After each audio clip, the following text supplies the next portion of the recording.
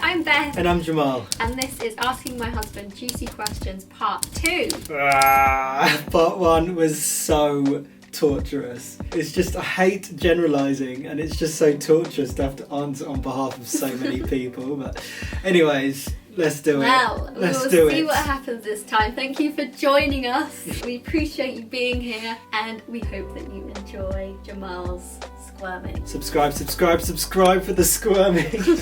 Subscribe for the squirming. Just for the squirm alone, mate. Let's get it. Do guys talk about their crush with their family? Oh. I would say probably yeah, but if they're serious. If it's like a serious, like you're about to meet them. Talk to your family before the first date or after like a few dates? Well, it depends how like serious you are in your heart about it. Okay. You could probably easily not talk about that for a long time. But then if it's like, okay, we're actually like serious, then you probably would. This is a crush that I'm actually pursuing, and like, right. You know, we both like each other. It's obvious we're going to be getting together. Yeah. And yeah, I reckon they would. Okay. How do Christian boys talk about attractive girls in the room? Oh my god. Oh wow. She's such a Ruth. Oh my god. Yeah. She's like, so an Esther. You definitely get those. Are you joking? I reckon you do. Like, I mean, I've experienced that before, where it's just so coy because Christian dating is so like horribly like taboo, which is so like not everyone God's heart gets at all. really like ooh. So like it's definitely like as soon as you're seen talking to a girl, there's like, oh, is that your wife? Is that your like future? You know, so there's definitely like, that's pressure. so it makes you less like wanting to talk about it. So like Christian guys would probably be like really coy about it, kind of beat around the bush, talking kind of like paraphrasing hypothetical situations. They're talking to their guy mates. At first, like you kind of circle the topic and then drop in. So at first, like one of those coin machines. Yeah, at first you kind of like, you know, just mention someone, and then you talk about like hanging out maybe together. This is not the way I think it should be, but this is just what I've experienced in the past. Okay. I think if you then start meeting up with them one-on-one, then you'd be talking about, oh, I actually really like this girl. Cool. Is it annoying for a guy if a girl is a little bit shy or a little bit insecure? Annoying? I wouldn't say annoying's the right word. We all want women to be confident and sure of themselves, and for like insecurity not to be an option, but that's also because we're also insecure, and like it helps us when that's brought into the equation. Right. Do you know what I mean? Mm-hmm. I think guys who chat to girls who are insecure about their image and they're really like sure of themselves, then they would probably find it a bit annoying, because like there's beauty in everyone, you just have to discover it, right? Yeah. And like especially knowing your own beauty is kind of really powerful and really attractive. So I guess like it can be a bit annoying, but annoying isn't the right word. It's more like I wish you knew, like I wish you were more aware of who you were. And I guess it can be a bit off-putting, you know, you want to hang out and all the conversation is centered around insecurity or things like that. So I think this would be a good follow-up question. Are guys intimidated when a girl is independent and confident?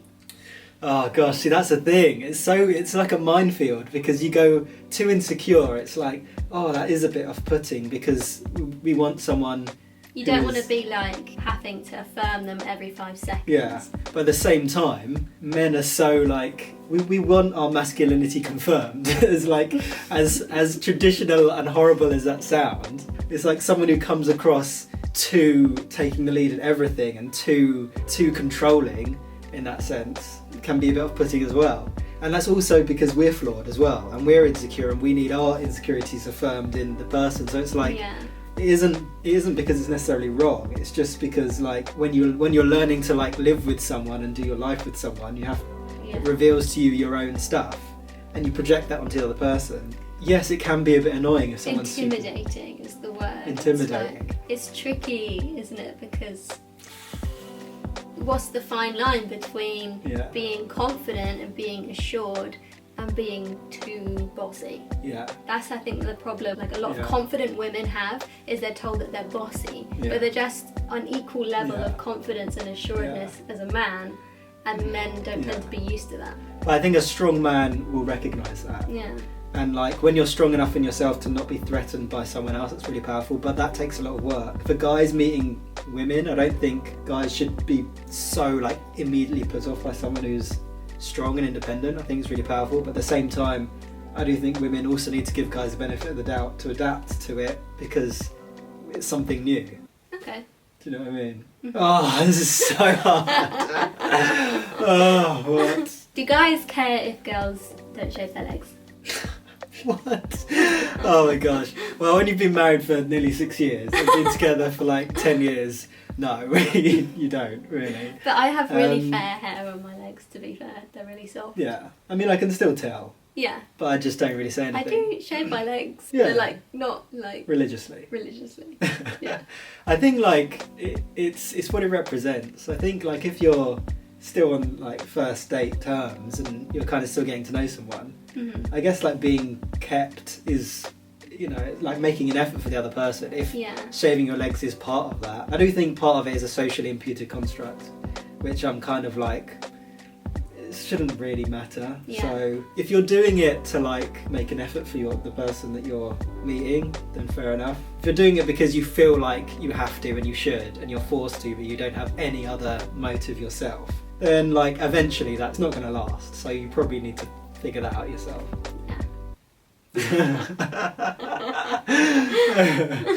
Guys generally prefer makeup or no makeup? Oh, this is so subjective. How can we just generalise like that? Oh my days. Oh Jesus, give me strength. Okay, if you want to make an effort for the person you're dating and makeup is part of that, great, do it. Some guys like makeup, some guys don't. It comes down to why you're doing it, and I think again it's like if it's an insecurity thing that you don't feel like you're good enough without makeup, then that's again not a sustainable mentality. So that's something you're gonna have to deal with at some point in your life. They don't intend to be like controlling, but I think society has kind of made us think that makeup is what makes women look pretty, which is like not good. Some guys probably even know the difference between like having little makeup and no makeup. So they see like a full face of makeup, and then they might see someone who's like on Instagram saying no makeup, but they've got like, you know, concealer on, them have some really like basic tinted moisturizer, something that really just smooths stuff out. Yeah. And so I don't think guys really know the difference between a little bit of makeup that kind of just adorns the natural beauty, and like no makeup, and then the full face of makeup, which is like obvious. Do you prefer me with or without makeup? I think personally, I'd prefer you without makeup. I think it's partly because when we kiss, it's like chalk on a chalkboard with kiss with Beth's foundation on my face. Never kiss. What are you talking about? That's gross. Oh gosh. Do stretch marks bother guys? They shouldn't. If a guy calls you out on stretch marks, you should call him out because it's not cool. It's not cool. Not at all. He needs a frickin' mental slap. Yeah. It's a natural thing. Like your body's reacting to changes, and especially for things like pregnancy, like breastfeeding, and even just like weight gain or whatever it is, for whatever the reason is. Like it's just a tiny little sign of something else that's, you know, like your life is changing and you go through changes, and like any guy that puts pressure on you to be like, you know, this kind of like perfect doll 24/7, it's not a relationship. No, I agree. Do guys like it when girls reach out first? Yeah, I would say yes, but not too much. Just make it clear that you're